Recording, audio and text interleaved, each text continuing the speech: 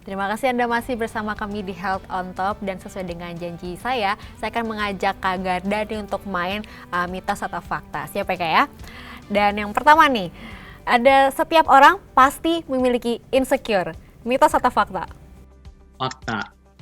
Karena yang namanya seseorang itu, insecure itu merupakan bagian proses alami ya yang terjadi dalam hidup kita gitu. Ketika kita merasakan sesuatu hal yang belum pernah kita alami sebelumnya, itu pasti akan ada proses adaptasi nih. Kita akan mengenal, wah ini apa nih, sesuatu hal yang baru nih dalam hidup. Nah itu kan menciptakan rasa tidak aman tadi yang tadi aku bilang. Insecure itu kita merasa tidak aman terhadap sesuatu hal yang sedang kita alami atau dimanapun kita berada. Nah, itu merupakan sebuah proses yang natural nih. Jadi semua orang pasti merasakan itu. Oke. Ketidakpercayaan diri juga ketakutan itu udah sangat-sangat wajar dan manusiawi, kita pasti memiliki ya. Oke, dan yang kedua nih, ada kepercayaan diri hanya buat mereka yang terlahir percaya diri. Mitos atau fakta? Itu tentunya mitos ya. buat mereka yang terakhir yang percaya diri, kita bisa tahu dari mana bayi yang baru lahir dia sudah percaya diri. Emangnya dia kalau misalnya baru lahir tiba-tiba dia langsung pose Superman gitu kan? Atau misalnya dia langsung memberantas kejahatan di luar sana? Kan tidak. Jadi kepercayaan diri itu tentunya kita latih gitu. Oke, nah yang ketiga ada cuma mereka yang ekstrovert yang bisa percaya diri. Mitos atau fakta? Tentunya mitos. Percaya atau tidak, aku seorang introvert loh. Tapi aku bisa bukan mengandalkan sih, tapi bisa melatih diriku bagaimana seorang introvert ini yang kesannya, wah Garda lo ekstrovert banget ya segala macam. Oh tidak gitu. Bahwa seorang introvert ini pun juga bisa berinteraksi dengan orang dan percaya diri itu juga tentunya dengan orang. Oke ya, kan emang ada yang bilang ya kalau misalnya introvert tuh lebih sukanya sendiri gitu. Tapi bukan berarti dia tidak percaya diri ya. Salah satunya nih Kak Garda ini. Selanjutnya, orang yang percaya diri selalu merasa pede sepanjang waktu. Mitos atau fakta? Sebenarnya mitos sih. Karena gini, orang yang percaya diri itu bukan berarti dia sepanjang waktu itu akan merasa sangat confident gitu ya. Karena kalau demikian, dia jatuhnya akan sebagai seorang yang arogan. Karena dia merasa bahwa dirinya akan hebat sepanjang waktu. Tetapi orang yang benar-benar percaya diri, itu adalah dia yang dia tahu, dia mampu untuk menempatkan dirinya, kapan dia harus percaya diri, kapan dia dituntut untuk percaya diri, dan kapan dia bisa seperti biasa saja. Oke, percaya diri sama yang jumawa itu beda ya. Kalau misalnya kayak itu kan Oke. Nah selanjutnya, fisik berbeda bukan alasan untuk insecure. Mitos atau fakta? Ini bisa dua-duanya sih sebetulnya. Tapi kalau aku mau bilangnya gini, faktor dari insecure itu kan banyak sekali ya. Salah satunya itu fisik. Ada orang yang mengatakan bahwa, aduh gue kurang oke nih, badan gue udah menggemuk nih semenjak PPKM misalnya. Terus atau kuliah di rumah terus gitu kan, nggak banyak olahraga, dia merasa kurang pede, kurang percaya diri dengan fisiknya. Nah, sedangkan ada orang yang merasa bahwa fisiknya itu bukan menjadi sebuah hal yang membuat dia insecure. Dia merasa bahwa hal lain yang membuat dirinya dia itu insecure. Jadi ada orang yang beranggapan bahwa fisik itu menjadi faktor insekuritasnya dia, ada juga yang tidak. Nah ini tergantung situasi dan persepsi tiap orang berbeda nih. Oke. Nah, selanjutnya, trauma di masa lalu dapat membentuk insecure dalam diri seseorang. Mitos atau fakta? Ada pilihan bisa jadi nggak?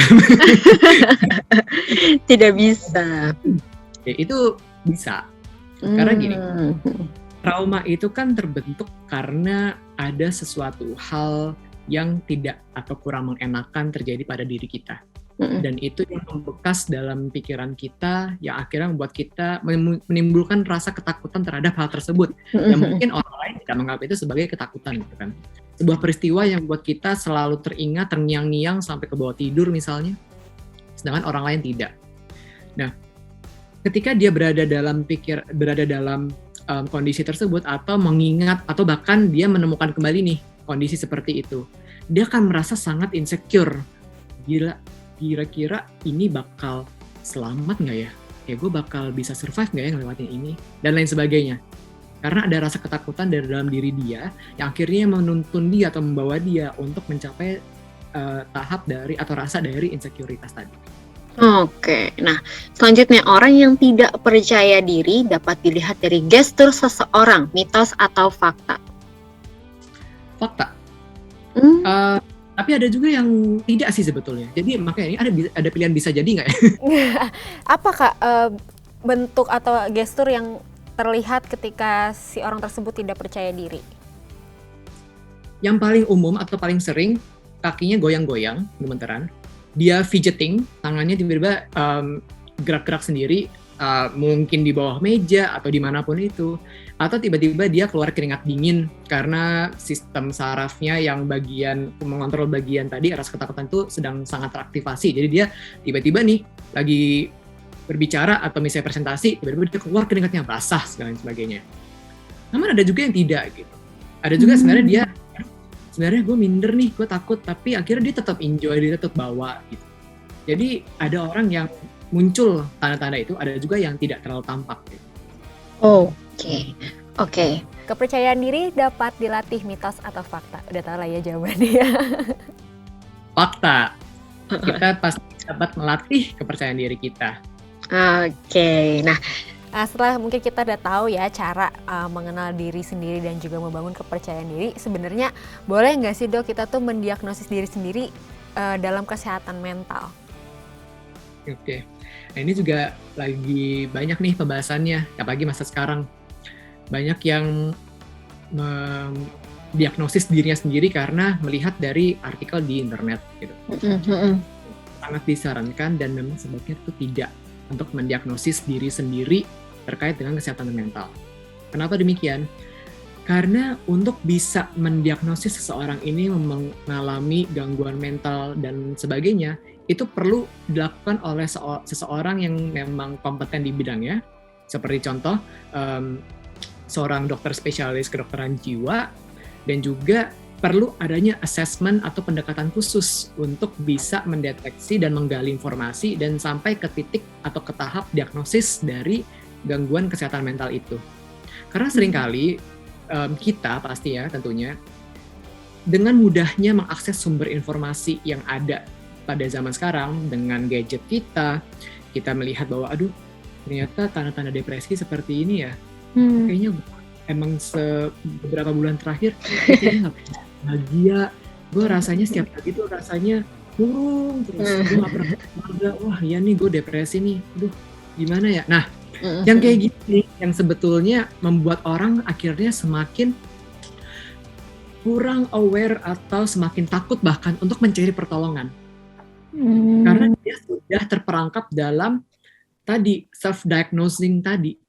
Dia merasa bahwa wah iya nih, duh gimana ya, udah kayaknya udah nggak berguna lagi nih hidup segala macam. Nah ini tuh sesuatu yang bisa jadi red alert atau warning sign juga sebetulnya, bahwa ketika teman-teman berada atau merasakan ada sesuatu hal yang tidak seperti biasanya terjadi, seperti misalnya biasanya teman-teman bisa mandi 2 kali sehari, kemudian teman-teman tiba-tiba malas mandi nih.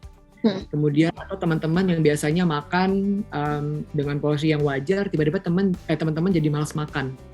Atau yang biasanya malam itu bisa tidur dengan cukup atau bisa memulai tidur dengan baik, tiba-tiba dia semalam nggak bisa tidur nih karena ada sesuatu hal yang mengganggu pikirannya dia. Nah, ketika teman-teman sudah mendeteksi dan juga sudah merasakan hal tersebut, sangat disarankan sebaiknya teman-teman langsung segera mencari pertolongan. Bisa ke psikolog maupun ke psikiater. Oke, mungkin boleh kasih saran nih atau pesan maupun tips kepada teman-teman semua ya, atau Smart Viewers yang lagi nonton nih untuk bisa dapat membangun kepercayaan diri dan juga mengenal diri sendiri seperti apa. Silakan Kak Garda. Oke. Untuk Smart Viewers di luar sana, yakinlah bahwa kalian hidup di dunia ini bukan tanpa alasan.